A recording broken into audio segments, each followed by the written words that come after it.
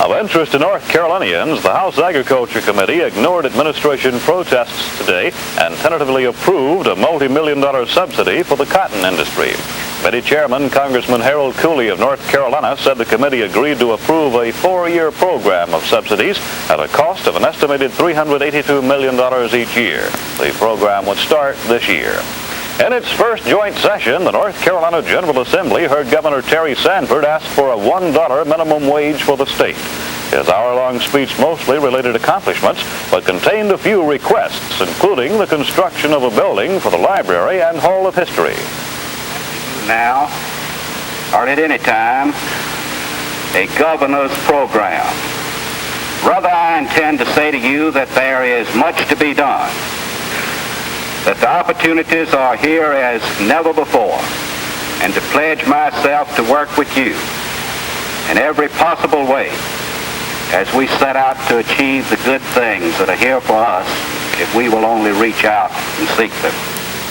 He requested money for highways, mental institutions, and education, and then there's some other things that we need to do, specific things. We need to redistrict the Senate. It's just that simple. The Constitution requires it, so we need to get on with the job.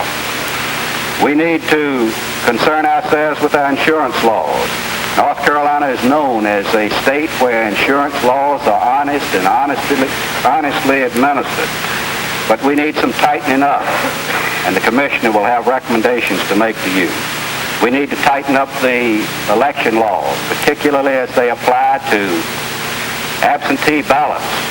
Our election laws have worked well, but there have been some exceptions.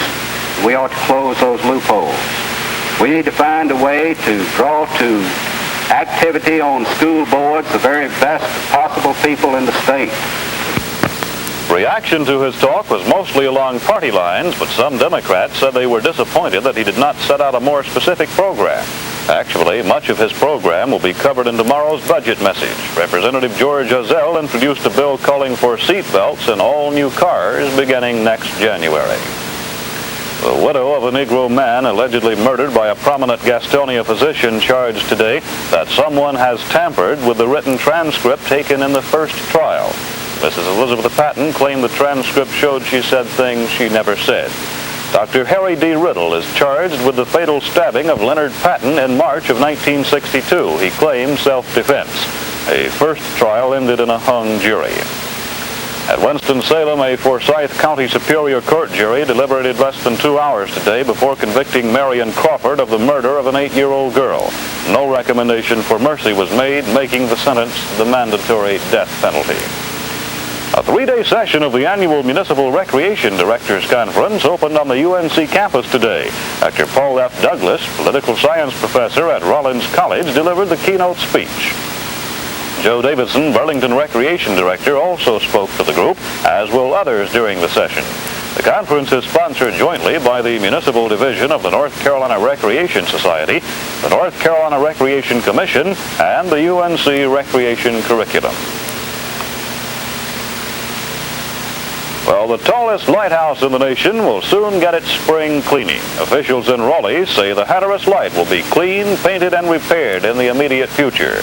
The cost of the spring cleaning will be about $2,400. In sports, basketball scores first of all. Sophomore sensation Billy Cunningham burned the nets for 33 points at Chapel Hill tonight to lead the University of North Carolina to an 82-68 ACC victory over Maryland. Cunningham also hauled in 13 rebounds in pacing the win. A capacity crowd of 5,000 witnessed the game. Phil Carlson led Maryland scoring with 16. Only one other score right now. Lenore Ryan 73, Pfeiffer 54. 5 golfers are tied for the lead after first-round action in the $35,000 Phoenix Open tournament. Gary Player, Jack Nicklaus, and Jay Hebert each fired a 5-under par 67 to hold a one-stroke lead. Arnold Palmer, Dr. Kerry Middlecoff, Jimmy Clark, Bob Harris, Tom Aaron, and Julius Boros, a group at 68. Defending champion Palmer had an erratic round, picking up 6 birdies and an eagle while posting 4 bogeys. Player had 2 eagles on his round. Dale Morey of Morganton, North Carolina, held to his steady pace at the annual Dixie Amateur Golf Tournament at Miami. Morey posted a 74 today for a 217 total for 3 rounds. He now leads the field by 1 stroke. Slugging outfielder Harmon Killebrew of the Minnesota Twins accepted 1963 terms today to become the highest paid player in the club's history. Killebrew will receive between $40,000 and $45,000. Last season, he hit 48 home runs and drove in 162 runs. And something a little unusual in coaching ranks, President Kennedy's physical fitness advisor, football coach Bud Wilkinson, can stay on at the University of Oklahoma as long as he so desires. Oklahoma Regents voted today to renew Wilkinson's contract as coach and athletic director and said Wilkinson will have the privilege of nominating a successor if and when he decides to give up coaching. Wilkinson's salary is an estimated $22,000 a year. Australia's great tennis player Rod Laver is joining the growing list of foreign athletes making tours of the U.S. Laver, last year the world's hottest amateur, makes his American debut as a professional tomorrow night at Boston on a weekend program that includes stops at Philadelphia Saturday night and New York Sunday night.